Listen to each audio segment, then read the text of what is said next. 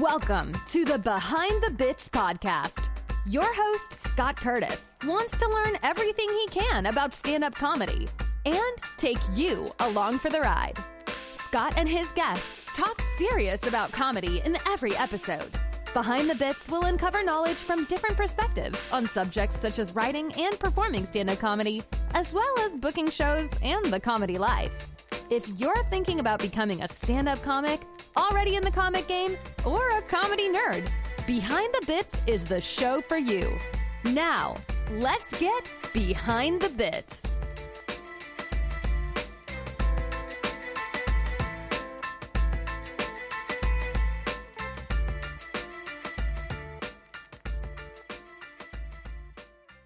Hey, BTB buddies. I'm always looking for great independent podcasts. You know that. Quantum Week is one of those podcasts. I've got Chris from Quantum Week here to tell you all about it. Chris, how you doing? Good, Scott. Thanks so much for having me. Chris, first off, I found your podcast. I absolutely love the premise. I don't know if anybody else is doing this premise, but if they are, I don't think they're doing it as well as you and Matt. I mean, you guys are really rocking it. So tell me about the premise and what it's all about first. Yeah, so Quantum Week does is we take a random week in the last it's the last 41 years, and we talk about random movies, music, headlines, anything that kind of happened that week. The primary focus of our show though is probably the movies and the music. Like for instance, this week we're in 1987, excuse me. So we're covering like Spaceballs, Predator, the Dragnet movie with Tom Hanks and Dan Aykroyd. So, but we're also covering songs like from Bon Jovi or Whitney Houston. So, yeah, it's fun. So every week we go to obviously a different week in the last 41 years, and we review those movies and music. So, how did you come up with this concept? Yeah, I'm obsessed with time. I go Quantum Leap when I was a kid. And the premise of that show was that he would go to a different date in his lifetime, and he'd have to like save the world or save certain elements. It was more of an action themed thing. Obviously, we're not saving anybody in our show, but I like the idea, and I love movies. I'm a big movie nerd, and my co-host Matt is a big music guy. He's a musician, and he really loves different eras in music. So we were talking. I'm in New Hampshire. We were talking at a restaurant in New Hampshire, and like let's kind of merge our things we both enjoy, and Quantum Week just kind of worked, and we've kind of been just running with it. We've been having a blast doing it the last year. Yeah, I really like what you guys do with it. I guess the thing that I like the most is that you're prepared and you actually watch the movie. So I got to say, I mean, you're doing 87 and Spaceballs was your first movie for this week. And I told you before we started recording, I was kind of pissed at you for not liking the Spaceballs. And then I thought about it. You know, it's been that many years since I've watched Spaceballs, and it's probably that bad. So I'm not mad now. It wasn't terrible. It's not like as bad as say like Willow or Alvin and the Chipmunks. I'm trying to think of some of the worst movies we've covered. Battlefield Earth is a terrible one. Yeah. So it's not that bad. But I just think it was Mel Brooks just like pulling punches. And you know, I know you're a big comedy guy, obviously, Scott. When it like with the producers with Blazing Saddles, like Mel Brooks was just throwing haymakers, and with the Spaceballs, he took a little quite a bit off the fastball, and I don't know if that works. Yeah, I think you're right. And I mean, it had a lot of great gags. And like you said, Rick Moranis was great and John Candy was great. The rest of it, it was just basically a movie put together so he could put gags into it, whereas not much of a story. Yeah, exactly. There wasn't like plot driven at all. And some of those genre movies aren't. I mean, Naked Gun or, Airplane are just thrown in there for just gags. But I think those two movies, those gags work better than this one. Yeah. You can say anything about Blazing Saddles, I guess. He's just basically spoofing a Western, a Young Frankenstein. He's spoofing a horror. Yeah. But I think those movies, I feel like, had a bit more edge, even though they're older. Like, and I think this one, but we talked about in the show, and, Star Wars is a kid's movie. And, it really is. It's designed for children. I enjoy it. It's one of my favorite movies, but it's a kid's movie.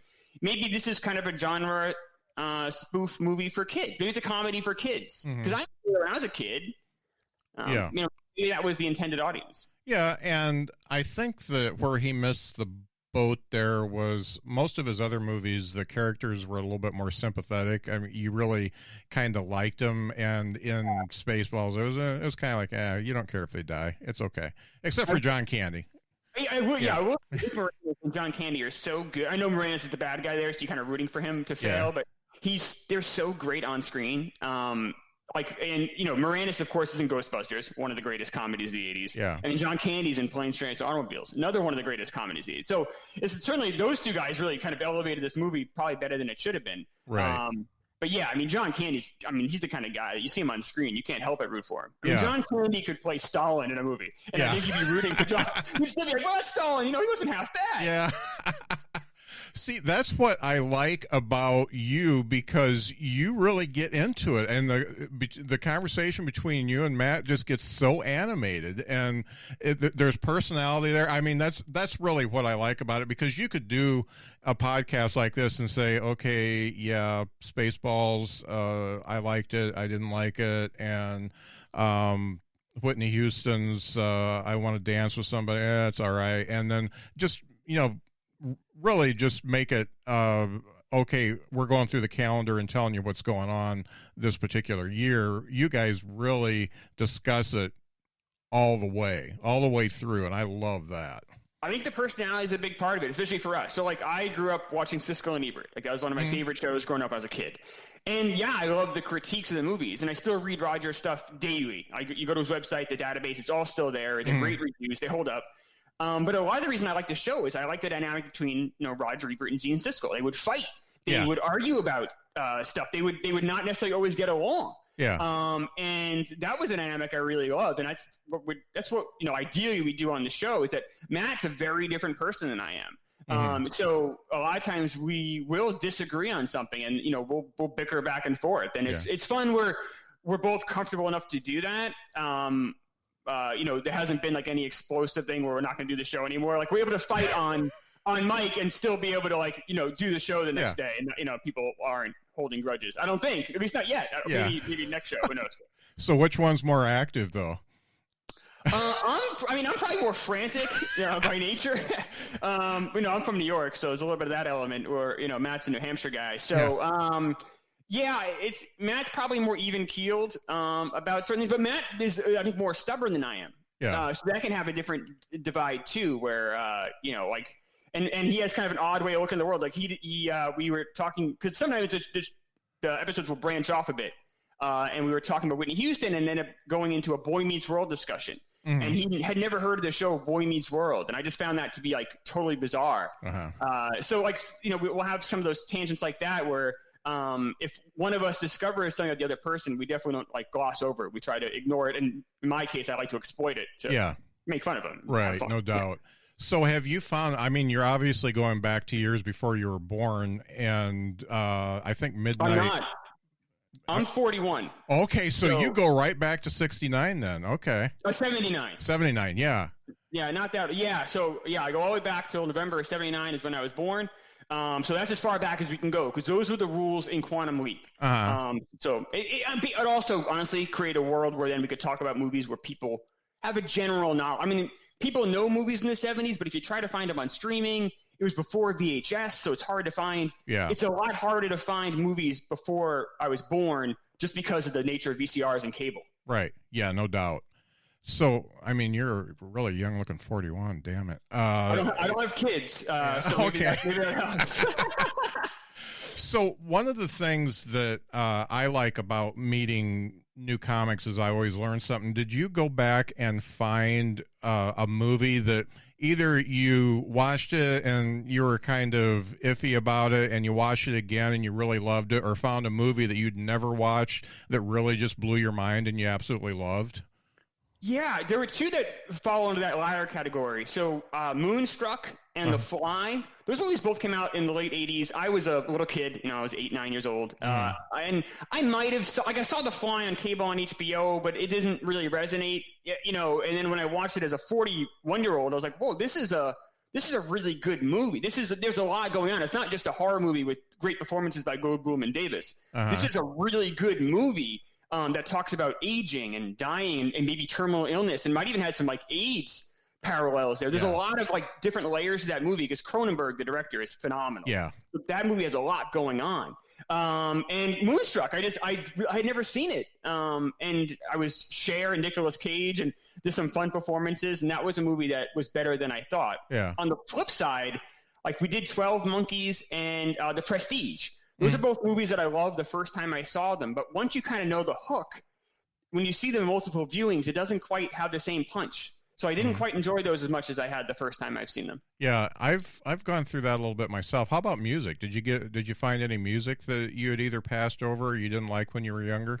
Yeah, like Phil Collins, which is funny because Phil Collins has this like rep now of kind of being kind of corny, like In the Air Tonight and some of this stuff. But we went through that one of his albums in the mid '80s. I think it was his third solo album, and it was much better than I thought. I still listen. It's like in my playlist now.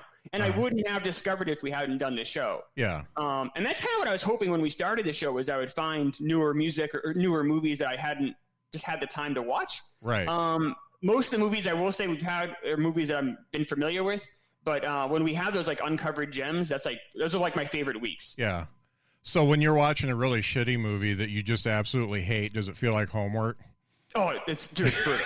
Brutal. Oh, so I'll try to capture that anger like in a bottle, and I try to bring it on. Like we did, like Battlefield Earth was terrible. What's the movie we just did recently? Oh, the Indiana Jones we just did. Okay. With the Crystal Skull, the last one. Yeah. When Indy's like 68, it is so horrible. I was so pissed off. I was because it ruins. I mean, it kind of ruins Indy in a way. You can't watch those movies quite the same way. I mean. You can still enjoy Temple of Doom. It's still a great movie. Raiders of the Lost Ark is still great. But there's an element where you kind of still remember like him being in the refrigerator or Shia LaBeouf being annoying. And you're like, wait a second. They made that movie. That movie's horrible. So, yeah, there's things that there's some movies that are just brutal. Because here are the rules of what we go by is that we'll pick a week at random. My wife has a date generator, and she picks a week, and we do that week. And whatever movie was number one, we have to do.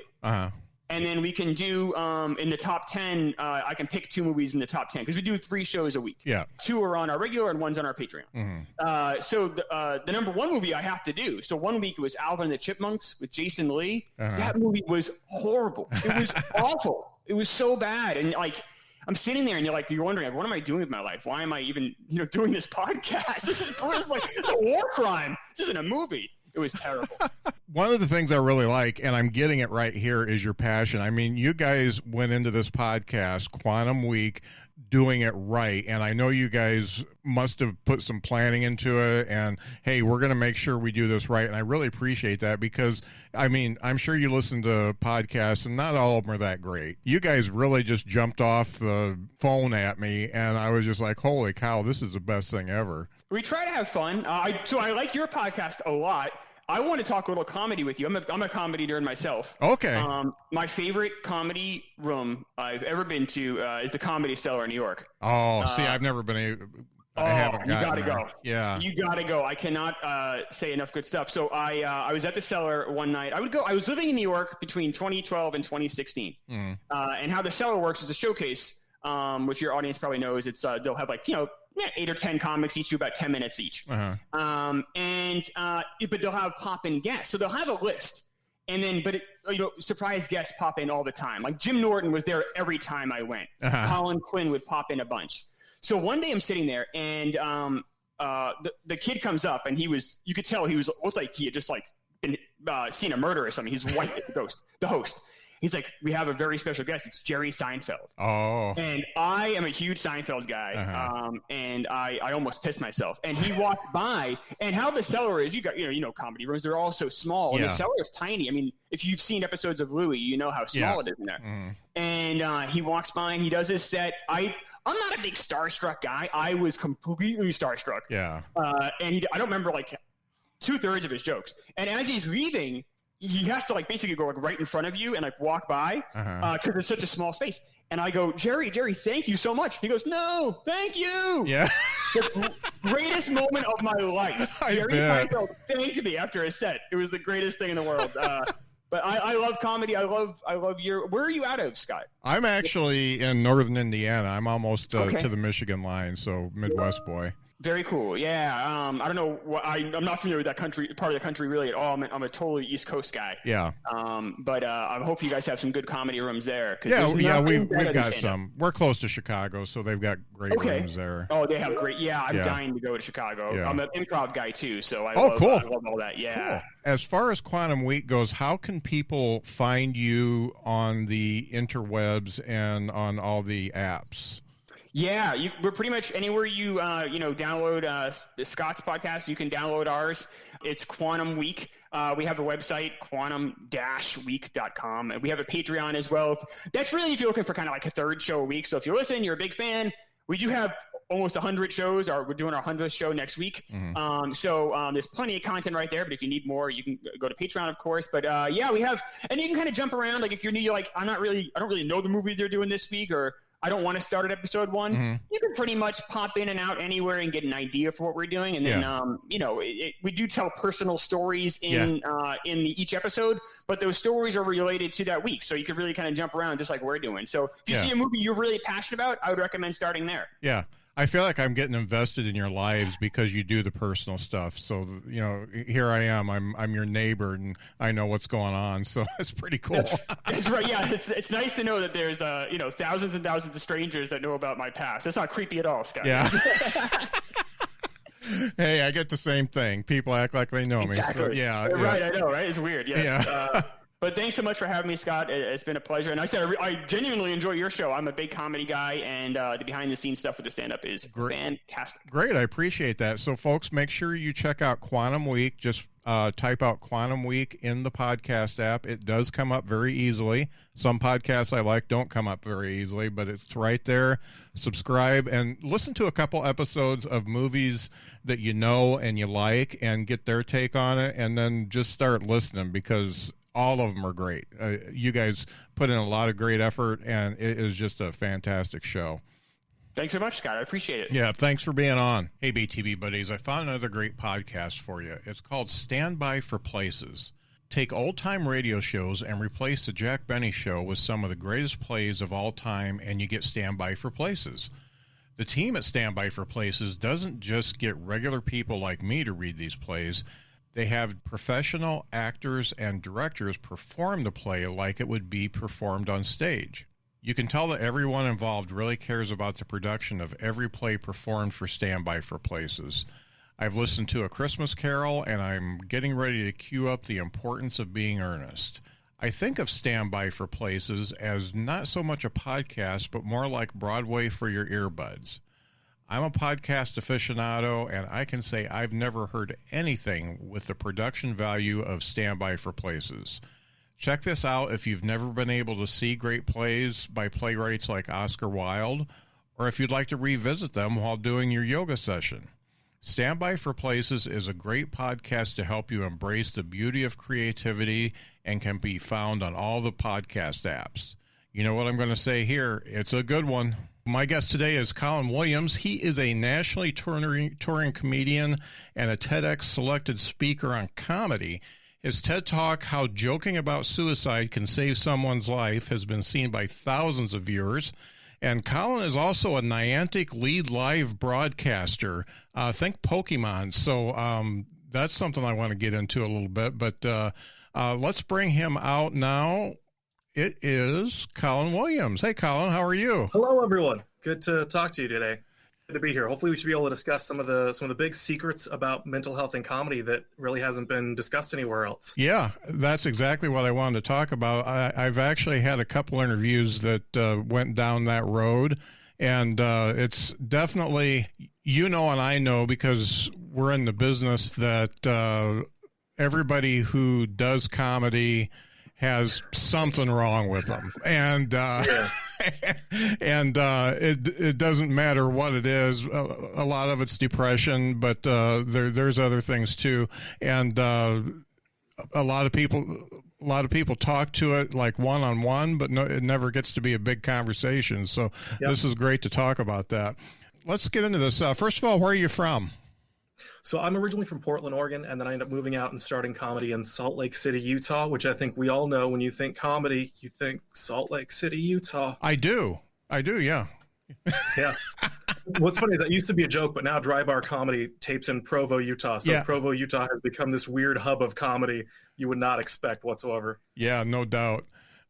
So you've got your home there in Utah. Let's talk about your start in stand-up. I did a little reading, and I know you started young, but let's talk about that first time you did stand-up. Why did you do it, and how did it go for you? I wanted to impress a girl. As I think that's most men's motivations for almost anything. Yeah. That's why we do half of our things. We're like, ooh, there's a hot chick. Yep. So I started out in high school, not planning on doing stand-up, and my drama teacher had a little thing she called Comedy Friday, where she'd play like Disney movies with like The Incredibles, like comedy stuff. And at the beginning, she said, if anyone wants to do tell some jokes, then you can come up and tell some jokes. And I had just watched some stand-up the night before on Comedy Central. It was Tom Cotter specifically. Yeah. And so I told some jokes. And as a reference, for anyone who doesn't for some reason know, you do not tell other comedians jokes on stage. Yeah. To clarify, that never happened professionally. There's kind of this weird little exception where when you're like a high schooler, like when you're a kid in school, like, I think Sinbad said he used to go up and parrot Bill Cosby's material. That's a thing that's a statement that ages well. Sinbad and Bill Cosby, Right. That's a great statement. But so I told some jokes, and then I would come back every 2 weeks, and I would memorize a new 90 minutes of material. And I would do every 2 weeks. I would come back and I would do an hour and a half of different comedy material. And so it gave me a chance to, without actually going to even open mics or without going there, it gave me a chance to have a lot of time performing on stage with actually good material, so I could learn the performing part. And then I would start writing my own jokes and I would slip them in there. And so by the time I actually hit an open mic when I was 17, I'd already had hours on stage. I'd already written material that had been tested. And so I was lucky enough that after it was 3 or 4 open mics, I was doing booked shows at the local club. That's really cool. Now let's talk about memorizing an hour and a half of comedy. And this isn't something I normally get into, but memorization is hard for me because I'm a little ADD as well. So did you have you were young. Obviously your brain's a little bit more malleable when you're young. Yeah, my brain does not work now. It's gone. But thinking about the memorization, did you have a technique or anything that allowed you to do that, or did you just read it a million times? It was, I would be watching over and over again. I would take notes. So I would have, basically it was a set list, and I would make a note of whatever sparked the memory of that comic. So, you can't, unless you have some sort of magical Rain Man comedy-esque thing where you can just memorize 90 minutes every 2 weeks. You do have to have some sort of little liner notes. I obviously flubbed up a lot. But the nice thing is it's a high school class, so there's there's both pressure because it's the people that can then mock you the rest of your week if you mess up. It's like it's basically it's like playing a cruise ship, right? Where like, oh man, if I screw up, then I have to see these people all day. But it's also more forgiving because there's no ticket price. Most of the people really just wanted to be like making out with their girlfriends in the back of class and didn't want to pay attention anyway. So.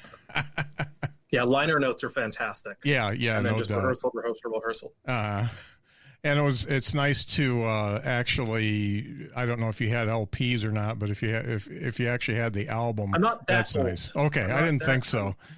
I thought black didn't crack. Apparently, I was wrong. Yeah. This has been a long past year. It's aged everyone. Yeah, it sure has. I'm only 25, so. Yeah. Looking good. I'm 12. Yeah. So let's talk about your influences. Obviously, you must have liked stand-up comedy. Who were some of your early influences? One of the things I always find with people's influences, it's weird how it doesn't actually translate into their work. So Mitch Hedberg, I think, is one of the most brilliant comics that we've been able to see in the past 100 years, hands down. And I have nothing like his style in my ultimate work. I wanted to become like Mitch. I wanted to be able to perform like Mitch, and I'm not at all that person. Yeah. The person who ended up being the biggest influence and who is one of the nicest guys you have a chance to meet him is Christopher Titus. He is the master of writing a fantastically deep story with a through line and writing a lot of great content off of subjects that, I think for our generation, he's the master. I think the last person that was that good was like Richard Pryor, of taking something that was this dark, troubled thing. And obviously Pryor is going to be a little better than Titus. I'm not saying Titus is better than Pryor, but each generation has that person, right? And I think Titus owned that. Mike Birbiglia is another fantastic person. He didn't. His later work is a better influence on my recent work. Yeah, he's the Birbigs. I absolutely love his later stuff, and Christopher Titus is extremely underrated. And it's funny how many comics I talk to that he is one of their influences, but yet, I mean, it doesn't. I mean, he had his show and stuff like that, but it just doesn't. Yeah. It doesn't translate to him being like that well known, and he probably should be. Yeah, you talk to a lot of people these days, and they don't necessarily know who he is, and they should. Yeah. And I would say his work, if you haven't studied Christopher Titus's work, I feel like Norman Rockwell's Bleeding and Love is Evil is the perfect kind of starter compendium of how to write a great story with a through line and have a story travel across shows and connect back. Yeah. But if you have a chance to see him live, he's probably one of the other great examples of how to deal with your audience post-show. He will stick around for hours, and he will sell a ton of merch because of it, but he will stay there. I've seen him stay 3 hours after a show to talk to people. And most comics, it's like, okay, I want to, let's leave. But what else are you doing? Yeah. What else are you doing that night? Yeah. Would you rather hang out with the comedy club waitstaff, which are fantastic people? Right. But, those fans, that loyalty is going to help you long term. Yeah. Or go to your room and play Xbox or whatever. Yeah. Or other things that you do at a hotel alone at nighttime. Yeah. It's funny you mentioned Norman Rockwell, because I was just reading about, when you talk about race and Norman Rockwell, he's like the last person you would expect to be painting about race and race relations. And yet his painting with the N-word on it was outside of President Obama's door. And I wonder where you learned that fact from. There's probably, someone should have that in like an official like talk on TED.com. They should mention that. They should. Fact. And the TED Talk is on TED.com, and I'm going to put a lot of links to that up when we put the podcast out. I've already shared it a million times, but I'm going to put that out. But I wondered if you were going to catch that or not. Obviously, since it's your talk, you did. The amount of times I rewrote those drafts, there's no way I'm going to miss anything. Yeah. And that talk. If you go on TED.com and type in Collin Williams, 2 L's on the name, it'll pop it right up. And that's Norman Rockwell was just to jump off from that, I think is a great example of, we have people like Christopher Titus that discuss these things that commonly aren't the topics you're supposed to talk about. Norman Rockwell was covering something you wouldn't expect him to talk about, but the impact you can do of these things that are supposedly taboo topics can actually be very positive. Yeah, and he did it at a time when white people should have been doing it. And and obviously this is a time where white people should still be doing it, but they kind of need to step back and just do what we're told right now. But some good listening sessions. Yeah. But it's really neat that he did that. And when you brought that up, I actually read into it a little bit more, because I thought that was a pretty cool fact that I didn't know. So that was good. One of the things I like to ask everybody, because I'm a voracious consumer of media, usually reading. I read more than anything, and I listen to a lot of audiobooks. But I always like to ask people, are you reading, listening to music, listening to any podcasts, anything that is really speaking to you and giving you new ideas or making you feel better about the world? Is there anything out there that's just really hitting you? I think the only thing that makes me feel better about my world is my dog and prescription ketamine right now. This is a rough for people watching this later on. Remember that week there was like an insurrection at the Capitol? Yeah. Imagine being a brown person in America that week. That's who I am. So, the dog and ketamine. But I always love learning. Same as you. It seems like there's a real passion for learning, and so I'm not a big fan of chatting podcasts. So one of the things I want to cover throughout this whole podcast is actually dropping knowledge that you haven't heard before. I love chatting with people, but if I can tell you something that you've never heard before, and I guarantee there's going to be some numbers you have not heard that you'll want to know if you're a comedy nerd. So there's I've been learning a lot about philosophy from Philosophize This. Bill Nye has a podcast, and he is a fantastic scientific communicator.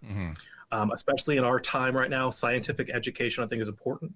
So there's a podcast called Skeptoid that debunks a lot of crazy conspiracy theories with bibliographical information, because I love a good reference and being able to back up what you say. And there's nothing like someone being like, this is a thing, and you're like, where's your proof? And they're like, I heard it from a meme. I just posted the same parents that got angry at us for quoting Wikipedia are now like sharing clearly Photoshop memes as just blatant fact. So I'm like, cite your sources, cite like an actual source. I'm not gonna. I love a good angry baby meme. If there isn't, but where's the research? Where's the data behind it? It's funny you mentioned actually not wanting a chatty podcast, because I'm a very impulsive person, and I had done another podcast for about 5 years, and I got serious about stand-up about a year ago, and I decided I wanted to do this podcast, but I started listening to all the other comedy interview type podcasts, and I took out what I liked and what I didn't like. And the thing that I didn't like that was top of the list was small talk. And there's some hour-long podcast that it takes 15 minutes for them to get to the meat of the podcast. And that's one thing you won't have to worry about from me, because I just get right to it. How is the weather right now in Indiana? I think that's what we all want to know. People listening years from now, we want to know how is your clouds? How are they looking today? Are they cumulus? Well, and then 15 minutes of inside jokes. Who wants to listen to that? I don't know. Let's talk top three. Top three comedy album or special. What would you say are your favorites? So Norman Rockwell's Bleeding, hands down. Watch that one from Christopher Titus. If you have to pick just one, that is it. And then second after that, Love is Evil. Just watch those two in a row. And then probably if I just kind of want to kick back and have one of those just like really fun, just like not actually thinking about things, but still great comedy. Tommy John Again is a comic most people don't know, but Tommy John Again, stand up 1, 2, or 3, just they're fantastic. He's one of the best comics that you probably have never heard of unless you're a comedy nerd. Yeah. It's funny. A lot of comics, again, they talk about him as being one of the cool guys. And he's the best. Yeah, and everybody says, one of the nicest guys, really fantastic dude. Collin, do you have anything going on in these troubled times that you want to plug? During COVID, not so much live. If you check out, Comic Collin, COMIC, I will usually update when I have a new project going on there. I'm going to be working on some TV, some YouTube TV stuff with another person and launching a couple series myself. But for some reason, it's hard to coordinate and get a bunch of people in a small room studio at the moment. So we're a little backlogged. Right. But that's going to be coming soon. Okay, great. I was going to reference you look like a great daddy in the gay community. Yeah. I'm not gay. I just wanted to give you that compliment. Yeah. I want you to know that I feel like if we were both in the gay community, I'd be like, you'd be my daddy. Yeah.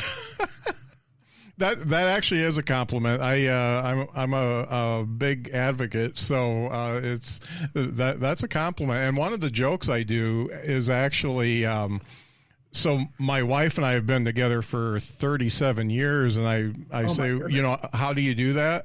And I said, well, I'm not into sports. I don't care about sports. I don't care about cars. I don't care about hunting or fishing.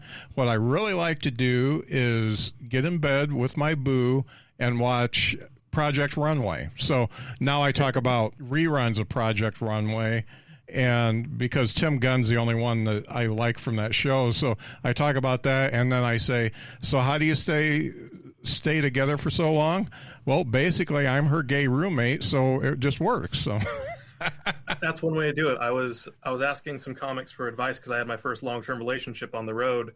I was like, how do you, Kermit Apio had the best answer because I was like, how do you handle being away from someone that you love that long? Because I was gone like 5-6 weeks. Mm-hmm. And his response was, my wife says the reason I'm gone is probably why we're still together. Yeah, it's funny. This pandemic really tested us because we've been empty nesters for quite a while, but we've always kind of done our own thing, which allows for us to get some separation, and we've been right on top of each other, and we're doing pretty good. We're disagreeing on some TV. She doesn't like Snowpiercer, and I do. So, what do you do? That's good because a lot of people are quickly finding right now that their conflict resolution skills aren't that great, and that's just diving into kind of the mental health thing. One of the things that we ignore how to be good people to other people and to ourselves so much. I think we're kind of finding internally right now during this pandemic whether you can communicate effectively, whether or not you can solve problems effectively. You're learning a lot about your own mental health and how you deal with stress. A lot of people haven't had this level of stress before. Right. And so it's been interesting to see people kind of get this new understanding as someone who's had massive depression, all these issues for a long time. Right. When people would ask me, how are you doing at the beginning of the pandemic? I'm like, oh, I'm fine. You guys know how I feel all the time now. Welcome to my world. Yeah. And it's very easy to get caught up in the inward focus to the point where you don't care what anybody else feels because you're just so focused on your own problems. And that's such a good analogy that they feel like we feel all the time. And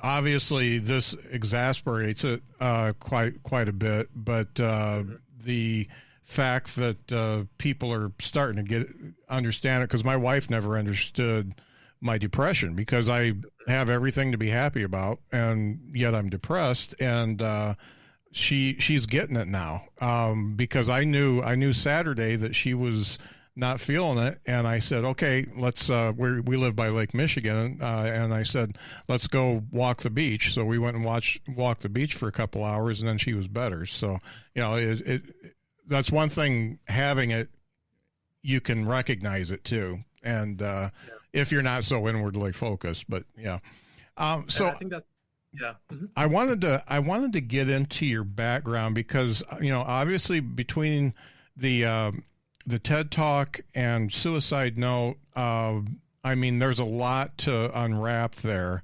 And you started doing the stand-up when you were 17, but you had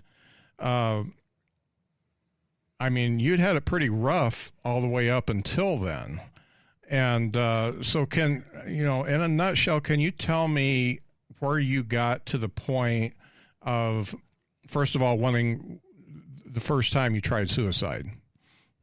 So for those that aren't aware, when you reference a suicide note, I have a show that I literally took my my suicide note, and I decided to turn it into a show. And as a comedian, naturally, when you're writing, you kind of tend to put jokes and things. So I was in a psych ward. I was sitting in a psych ward. I had 7 days to myself because psych ward, and I was writing out the suicide note. But you're putting jokes in it because you're like, that's funny, and you write it down in the suicide note. And I was like, well, I'm either going to kill myself or this will turn into a show. And so I ended up trying to do both. I ended up I've had 5 more suicide attempts past that, and then I also have a show now that's written completely based off of that suicide note, explaining to people why I want to kill myself. So that's kind of the essence of the show, actually. It's kind of explaining, well, how would someone reach that point? Because up until now, a lot of people haven't had that experience with depression or anxiety. They can't relate. Even for those that can relate, it's sometimes nice for them to have an empathetic ear and to be able to see someone else going through something maybe a little different, but still that same path that led them there. And to help people understand that it's not a single job loss, it's not a single breakup, it's not even a single thing that would make a white chick can't even that leads to it. It's this sustained river of shit that eventually overflows long enough. It breaks the dam and destroys the village below, called hope. So for me, it was a long path. I was raised in a cult. So I was raised Jehovah's Witness. You can debate the cult status of that. Most people outside the religion will agree. I was physically, sexually, emotionally abused. I came from, the least bad part is that my parents were divorced. That's like just the new normal thing right now. So I grew up in this very hectic area where everything was, I was cut off from the outside world, from religion.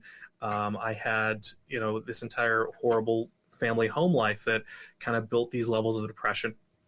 And then I started learning to be able to use comedy, kind of battle that in some ways in those high school years, and as a way to be able to have a creative outlet. But learning to be effective at communicating depression while being funny is very tricky. And to discuss trauma is very tricky. It's not something that you can do quickly. And sometimes you're not ready to open up yet. Some people aren't ready to discuss those things. And especially with where I was at with comedy in Salt Lake City, it's very much all the shows need to be PG-13 at the most. Like you can't drop an F-bomb at all. Yeah. And so I'm glad that I started in an area that forced me to learn how to write and to perform and to do things clean. But ultimately, it took a little longer. I had to move out of state. I had to start pursuing my own things. And I had to eventually have this mental breakdown post first suicide attempt where I was just sitting in a psych ward and I was like, I'm going to let the world burn. I don't care if everyone knows these things anymore because I might be dead. Who cares? I was holding on to all these secrets for other people and I was like, I don't give a shit. Right. Like I'm going to be dead maybe. And it was because of letting all that go that I actually found that I've been carrying kind of the weight of everyone else on my shoulders, and letting that out there ended up being really good and therapeutic for me in the form of a show nonetheless.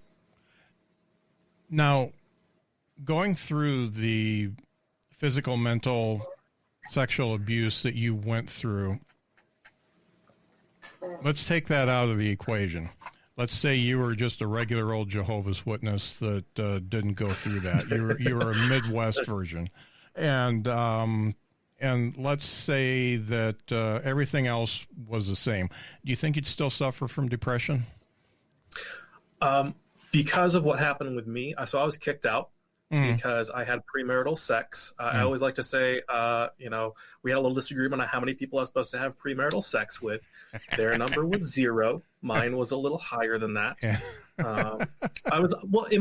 Jesus baptized people in water. I wanted to get my dick wet. It felt like a holy act to me.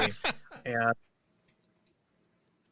so one of those things is when you're kicked out, the entire structure of the religion is you're not supposed to have any outside contact, unnecessary outside contact. You're not supposed to have any friends that aren't inside the church, all of those things. And once you're kicked out, if you're kicked out, your friends are no longer allowed to contact you. So you can't talk to them, or they will get kicked out as well. It's kind of like Fight Club. Yeah. It's like Fight Church, and the first rule of Fight Church is don't have premarital sex. That's the one I broke. And the second one is don't talk to people who are kicked out of Fight Church. You get kicked out too. So there would have naturally been a depression there. And you have to basically restart your entire life over. Either you try to get back in, or by repenting and doing all these things. And I tried that route. Didn't work for me because I love science. I actually didn't get back into the church because I learned that I was sitting in a meeting with this panel of deacons that decides if you get to go back in. And they're like, okay, well, what have you done? Because you can't masturbate for 90 days. It's the worst TLC show ever that you could have. No masturbation, 90 days. And I was sitting there with these guys and they're like, okay, so how have you figured out, how to not masturbate? And I was like, oh, okay. So I realized that whenever I have to pee, my bladder presses on my prostate. And if I just go use the restroom, 90% of the time, I'm not horny anymore. But they were looking for the religious answer. So okay, but how has Jesus helped you with it? I'm like, no, I found something better than Jesus, using the restroom. And that was it. And I didn't get in because I was like, no, I just go pee. Yeah. That's so you end up having to restart your life. And I was having a discussion with my partner a couple nights ago because she was watching all these serial killer shows, and she's like, I noticed that there's a statistically high number of Jehovah's Witnesses that end up being serial killers, former. I'm like, there's a reason for that. When you look at a psychological perspective of the things that we define as antisocial personality disorder, which is often mistaken for psychopathy. Psychopathy is something you're born with. Sociopathy is a thing that can be developed by environment. So antisocial personality disorder and sociopathy, the things that you are encouraged to do in the religion. So you're supposed to be going out and recruiting people. So you have to go and have this nice kind of artificial charm where you're going out and recruiting people, but at the same point in time, you're not supposed to associate with anyone that isn't. So you end up having this antisocial aspect that comes into play, and you end up kind of huddling together. You're also having to learn to rationalize things that are irrational, as most religions do. But especially when you're stuck in that kind of cult mindset, you have to rationalize it. So all of these things that lead to specific characteristics of these mental illnesses that we have is kind of displayed in the religion. Same sort of thing. They don't believe in hell, so the ultimate punishment you can have is just dying. And so if you're going to try to execute vengeance on someone, if you have this anger and you have these all these antisocial things that have been built up from these religious aspects, and then you want to exercise vengeance, you can't just be like, well, this person's going to go and burn in hell forever. Right. You're like, well, I guess I got to kill him. If you're crazy, that's not the usual, that's not the traditional thing. But, if you're going to be going down that path and you have enough people in the world that were or are Jehovah's Witness, rough estimates, probably around 30 million. Their exact count is 8 million, but they don't count people who aren't active. If they kick you out, you're not there. If you're not active once every 6 months, they don't count you. So there's probably about 30 million people, all with this antisocial aspects that have been built into their brain cognitive structure. And they're just kind of this giant ball of potential psychosis. So let's get back to the question. Do you think that you would, if all that hadn't been fed into you, do you think you'd still suffer from depression? Yes. Okay. Yeah. If I had not gone back into the religion, even if I had gone back in, I would have had some depression, not as much. But it would have been, there's also things on a genetic level. There's a history of mental illness in my family. My uncle is an assassin who kills people illegally for a living. So there's not a lot of stability in there, but you add on environmental factors in it and it definitely goes worse. Let's talk about, okay, you're kicked out of the church, and at what age was that? That was 18. 18. So you'd kind of dipped into the comedy, and that probably got you horny, and then oh, I was a teenage boy. I didn't need comedy. No one watches a Gilbert Gottfried special and gets horny. That's not how it works. Yeah, that's true. So, it happened to coincide. So I was kicked out April 1st, 2008. And my very first book show was with Robert Mack at Wise Guys Comedy Club Ogden, February 22nd, 2008. So I had nothing else in my life because I just lost everyone that I knew. And so I had nothing else except for, what am I going to do in my weekends? If I'm not performing, I'm going to be at the club hanging out. And then they liked me well enough that I did 150 shows the first year because I would show up and I'd just be there to hang out. And the club manager would be like, hey, I can text the owner and see if I can get you a spot. Because she was great. She was wonderful. I love Gail to death. She was like my comedy mom. So that was the way that comedy ended up being catalysted by the fact that I was kicked out. And I also didn't have, I am able to tour. You can't tour in the religion. You wouldn't be able to do that. You got to focus on God a lot. So if I would have gone back in, no touring. Which kills comedy real quick. So, when you get into comedy, you kind of build a new family, especially if you stay in a certain region. Did that happen with you? Yes. My first 3 years, I was in Salt Lake City, and there was a fantastic group of guys at that point in time in the club scene who are still, friendly friends to this day, 13 years later. In fact, the reason I was able to get booked soon is because of one specific comic. I had gone to a few open mics. He'd only seen me at one. Literally, he saw me at the third open mic I'd ever done. And he happened to he was hosting a show at the club, and I walked up and I was congratulating him on set afterwards, and he's like, why aren't you up there? And I was like, I don't even know how that happens. And he's like, here's the email. Tell Keith that I recommended you. And so it was thanks to Spencer King doing that I was actually able to skip, years of open mics. And so there was some fantastic people like that there is that family. Comedy can be very cliquey and very toxic. I feel like that's even happening worse these days. Yeah. Just like everything else with social media, it's gotten even more fragmented. But you can also find people who understand you because you have the same mindset. You can say screwed up, messed up things to each other. You guys understand mental health, even if you're not good at communicating it. They understand depression the same way you do. Now, when you've got this family and they are behind you in doing your comedy. Your comedy, when you started, did you talk about depression? Did you talk about what you had gone through, or did you go the normal route of one-liners and Mr. X and all that kind of stuff? Yeah, I was a shitty comic. Yeah. Okay. I didn't know how to approach the mental health stuff correctly. So I tried a little bit of it and it didn't work because it is a very delicate balancing act. It's hard. I had to spend the Suicide Note show. I was spending 10 hours a day for an entire year writing it, rehearsing it, practicing it, rewriting it, 10 hours a day, almost every single day. That's how long it took. And I didn't have that time back then. So it was, there's a few jokes I still have here and there today and actually are in the show. But for the most part, whenever I would try something along where I wanted to go, it would either go too dark and not be funny, or especially where I was at in Salt Lake City area, it was, too dirty. I remember I got pulled aside by the club manager one time after a show, and I'd called myself a pussy.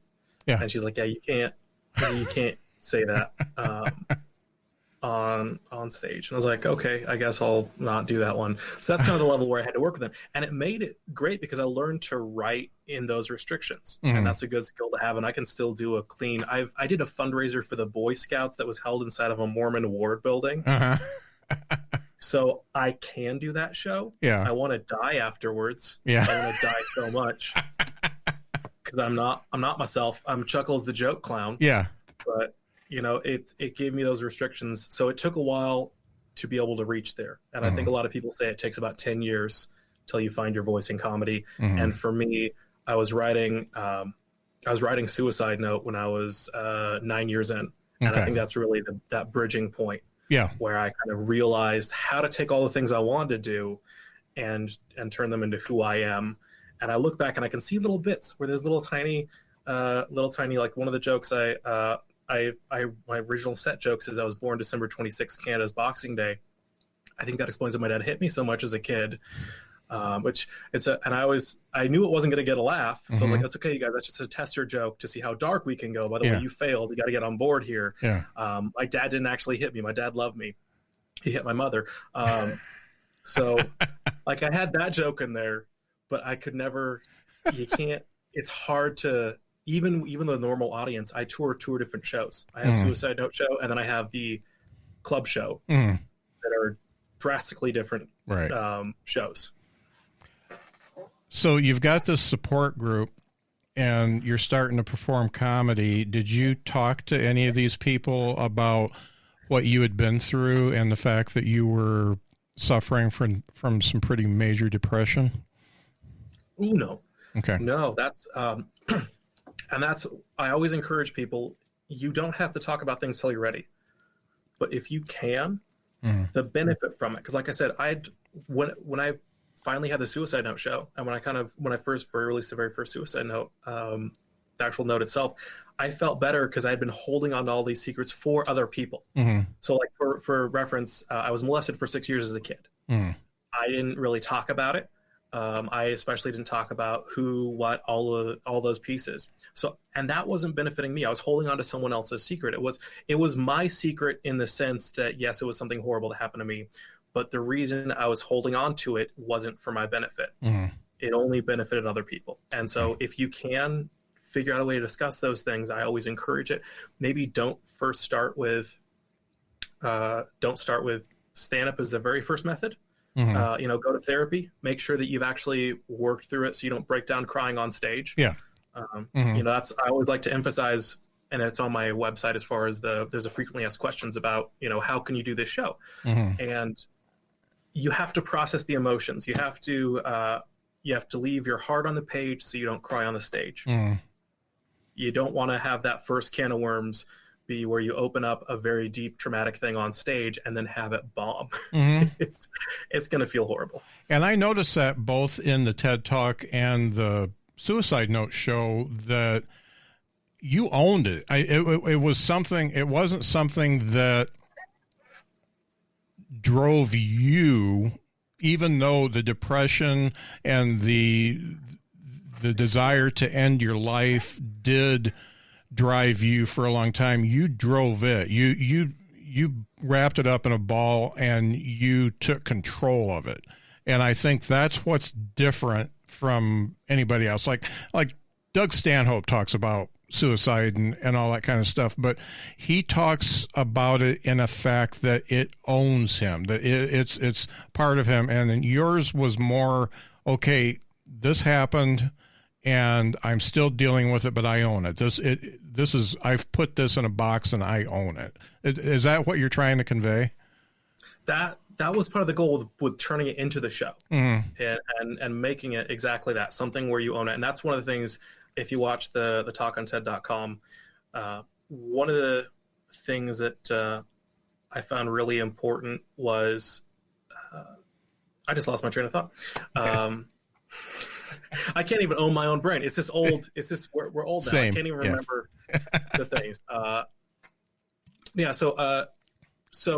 exactly what I was thinking of there. So, people always will criticize comedy for talking about certain topics. Mm-hmm. They'll say, oh, you shouldn't talk about X, Y, or Z. But if you watch Oprah, there's like books written about these exact same topics. And these people are brave because it's empowerment, and they're owning it and they're controlling the narrative and they're not letting it control them. But all of a sudden someone wants to do it in the way that they feel the most comfortable with it. They want to tell jokes about it, and that's their preferred method. And all of a sudden people are like, hold on, you're an asshole. You're not a hero all of a sudden because you did it you tried to express yourself in a way that you felt comfortable with, but I didn't like that. So that's, I'm going to tell you what to do, which I was writing the talk, and it was right during kind of this whole crisis of Me Too. And there was an interview with Vice News that they interviewed college comedy club bookers. And it struck me as horrific because there was these very liberal college comedy bookers saying that, well, even if a woman is talking about her own sexual assault, we're not going to allow her to joke about that on our stage.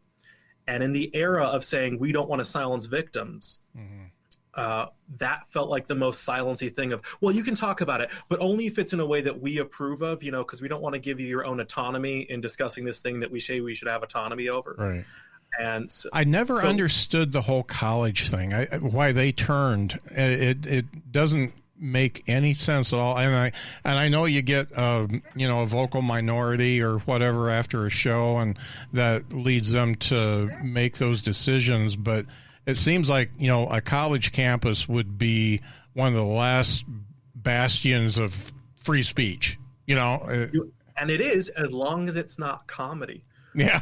That's, once again, if I had written a book about being raised in a cult and, molested as a kid and violent household and my sister in and out of psych wards, they would have brought me onto campus and I would have been this fantastic bastion of, look at this person who's had all of these horrific things happen, but then they regain their own narrative and they re-seize it. But if I wrote a show about it, all of a sudden the college bookers are like, wait a second, hold on, that's wrong. And so I wanted to write the talk specifically, number one, as a defense for my show, but also as kind of a thing that any comic could just drop a link to when someone's like, well, there's nothing funny about it, or you shouldn't joke about X topic. And although people they're listening right now might be going, oh, okay, well, there are some things that are triggering the XYZ, there are some contexts. That's exactly what the talk discusses is. You look at context, not a specific topic, because there's always, it doesn't automatically make it good. It doesn't automatically make it bad. If I was advocating for people to molest kids, maybe that's not a good joke. Yeah. That's punching down.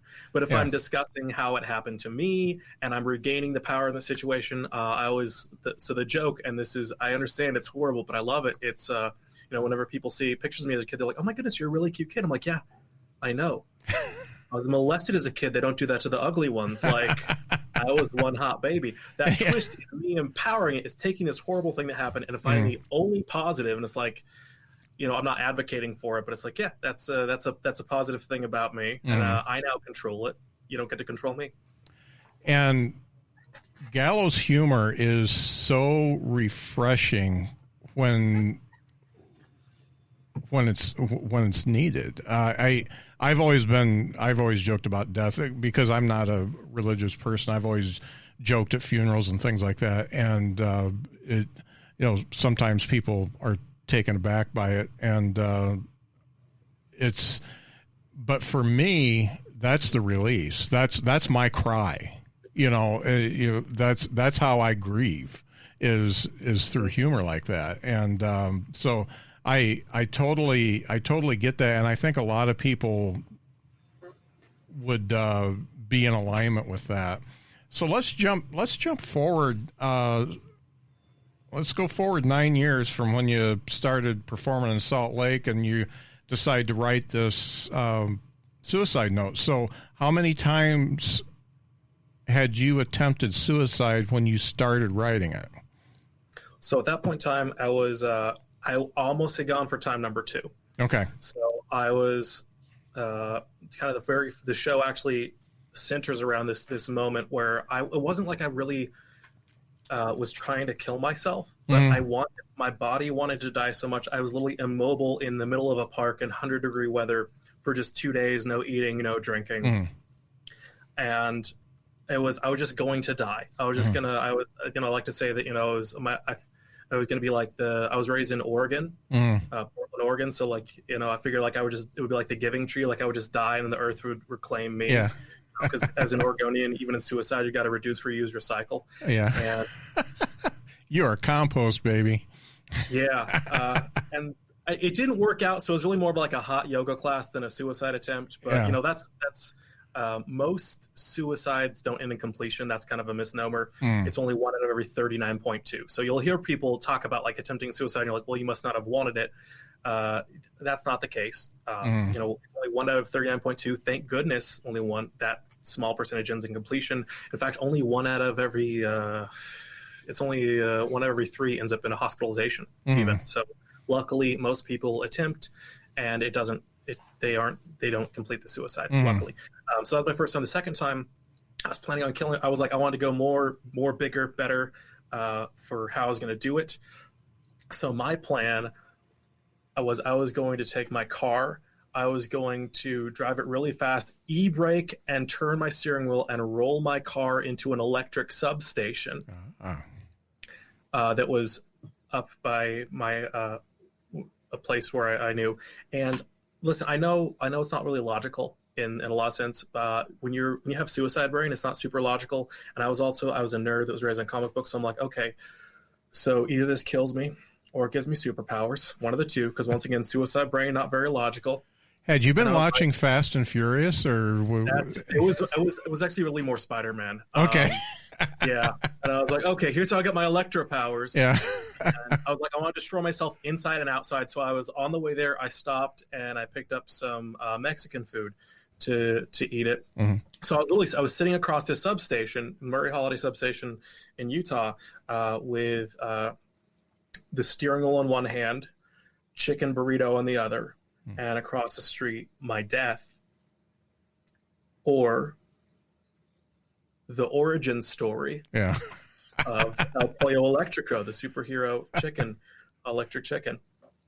And then I had this little kind of thing pop in my brain that was like, luckily it kind of interrupted the suicide brain. I was like, hey, okay, first of all, great idea. Love the El Pollo Electrico, great name. But maybe instead of killing yourself, what if instead you went to the hospital and checked yourself into the psych ward? I mean, because you can always come back next week and kill yourself, and maybe that'll give you time to Amazon Prime in a cape in case it doesn't work, and a mask.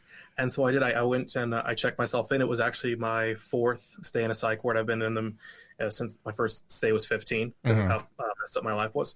And I checked in, and that's when I was writing the suicide note. Was after this. It was going to be a second attempt, and then at the last second, I drove 45 minutes to a very specific hospital because I knew a friend that worked in their psych ward, and I was like, I'm going to go to Damon's hospital. So I drove up to the McCady Hospital, sat in there, wrote the suicide note, had some interesting conversations with the staff who did not understand my dark humor at certain times. Mm-hmm.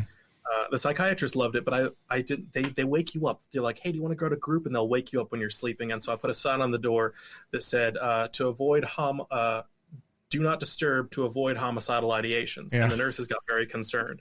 And the psychiatrist came in and he's like, okay, what's the deal? And I was like, okay, well, we all know. So obviously you know that lack of sleep presents in males as increased aggression. Mm-hmm. So in order to present homicidal ideations, do not disturb. And he's like, that's good. Mm. So I'm trying to soak all this in. So you had tried to kill yourself twice at the point where you wanted to do something creative with it. And there's at least 3 more times after that. 4 more. So there's actually, so I don't count that second time that I almost killed I don't count that. So there's a total of 6 times. So there's 5 times after that. So I had, let's see, what was the next one after that? So obviously artists were very creative. Mm-hmm. And one of the things, so I published the suicide note online, kind of in advance, because I was like, I'm not going to have time to actually like write the rest of this later on. I'm just going to publish it now versus being like really suicidal and be like, time to click publish. So I was feeling a little better. And I did another piece in a very depressed day where I took some blood from my veins. I had some actual syringes because I was in Canada, Mexico, one of the countries where you can buy them legally over the counter. And I was like, who wouldn't want to just have those sitting around? Yeah. So I bought some. And I withdrew 2 milliliters of blood. If you know what a milliliter is, it's not much. Mm. It is like 1/25 of a shot glass. Yeah. But if that's like how much ink is in a pen, and I wrote this, what I thought was a beautiful thing with my own blood, this little note about how I was literally leaving I was bleeding onto the paper. It felt very metaphorical to me. Mm. And people kind of freaked out a little bit.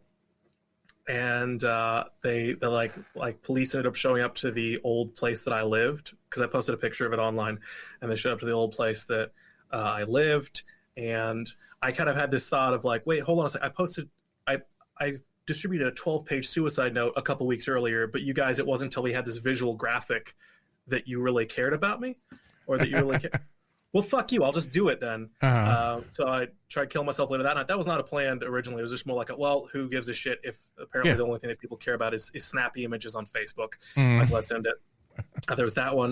There's a lot of what I call gray area of suicides that also happen too. And I have some friends that we've lost in that area, where what will kill you. What can kill you. Hey, if I mix these pills and these booze, it's really dangerous.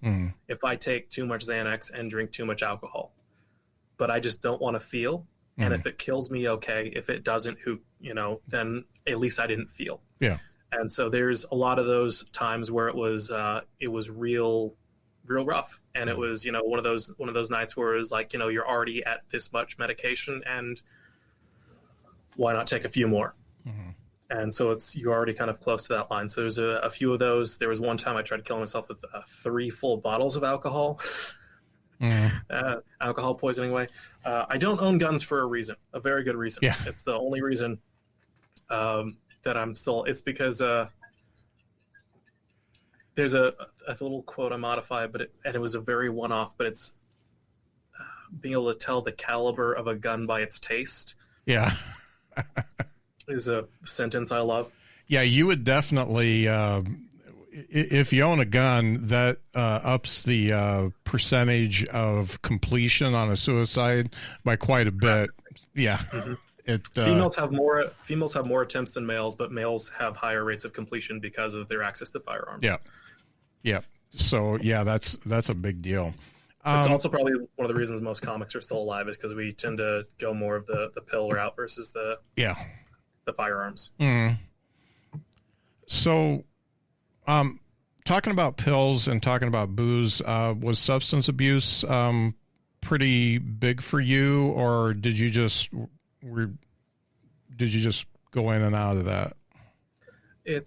So when you look at the genetic markers for addiction, we can actually test your blood and see if you have an addictive, if something is causing addiction to you. It's one of the reasons we know that sex addiction is not a real thing from an addiction blood level perspective.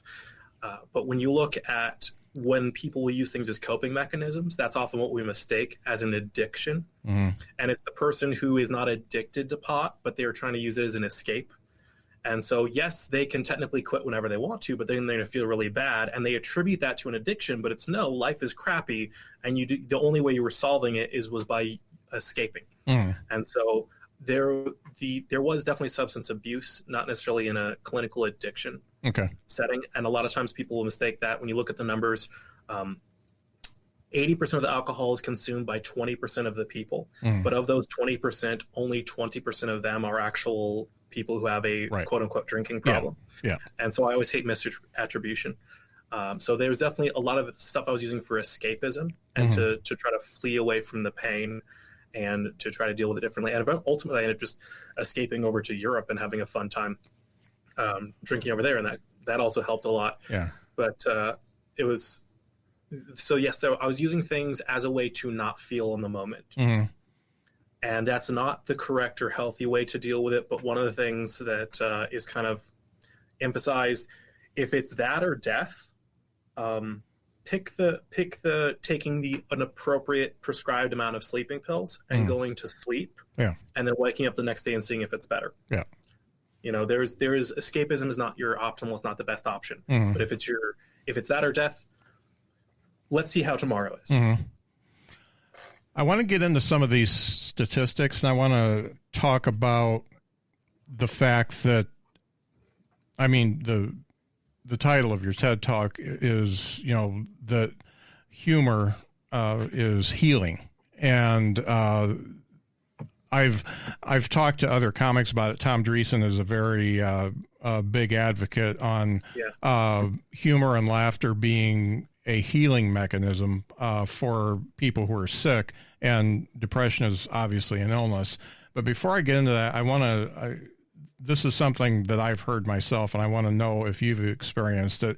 Do people talk to you and say, Collin, you are incredibly handsome, you're very charming, you're funny, how can you be depressed?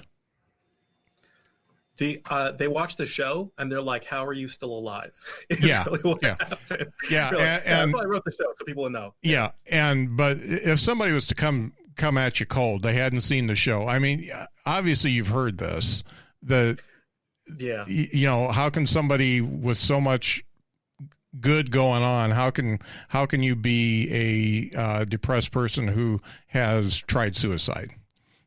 Yeah, and that's exactly why I wrote the show, so people could understand, because there is always that question of how you can reach that point. But usually the quickest route for me is just to say I was raised Jehovah's Witness, and they're like, "Oh yeah, I'd want to kill myself too." That's really the quick shortcut. You tell them like that piece, and they're like, "Oh man, like that's my shortcut." You can also be like, I was Jehovah's Witness, molested as a kid for 6 years, grew up in a violent household, chased with knives, and they're like, okay, well that's. Also, I'm a brown person in America right now. I've got I gotta go to court because I'm brown. Is the easiest way to put it. Like I have tomorrow at 2 p.m. I have court because I'm brown, basically. Wow. So it's like, it's fun. There's nothing like being, even when you try to grow past that, you're like, oh, there's certain pieces that are either psychologically embedded in you because of the history, or that are environmental, that are out of your control. Right. That it doesn't matter. I'm always going to be a brown person in America, though I can't change the brown part.